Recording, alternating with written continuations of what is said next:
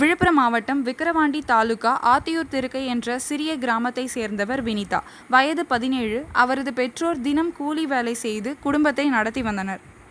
கல்வி மீது இருந்த ஆர்வமும் தனது கடின உழைப்பின் காரணமாக வினிதா +2 தேர்வில் 521 மதிப்பெண்கள் பெற்று அரசு மேல்நிலைப் பள்ளியில் முதல் மாணவியாக திகழ்ந்தார்.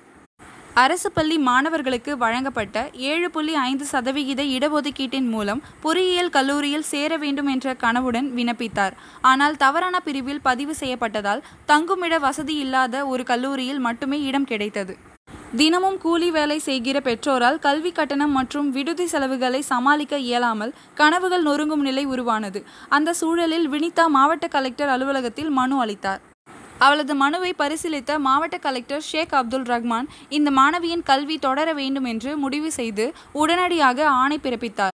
அதன் மூலம் வினிதா கெங்கராம்பாளையம் தனியார் பொறியியல் கல்லூரியில் ECE பிரிவு முழுமையாக அரசு செலவில் படிக்கும் வாய்ப்பை பெற்றார். இன்று வினிதாவின் முகத்தில் மீண்டும் மலர்ந்தது நம்பிக்கையின் புன்னகை. அவளது கனவுகள் வழி கண்டது அந்த ஒரு மனுவால். உழைப்பும் மன உறுதியும் இருந்தால் கனவுகளை நனவாக்க அரசு கூட துணை நிற்கும். நாங்கள் விழுப்புரம் மாவட்டம் அத்தியூர் திரு கிராமத்தை சேர்ந்தவங்க.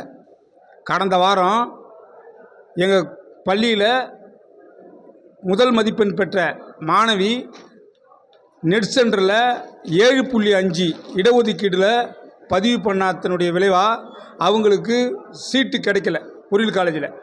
அதனால் ஏழ்மையான குடும்பத்தை சேர்ந்த அந்த பாப்பாவுக்காக கடந்த வாரம் மாவட்ட ஆட்சித்தலைவர் சந்தித்து இந்த 7 இடஒதுக்கீட்டில் அந்த பாப்பாவுக்கு பொறியியல் கல்லூரியில் சீட்டு வழங்கி உதவிட வேண்டும் மனு கொடுத்துருந்தோம்.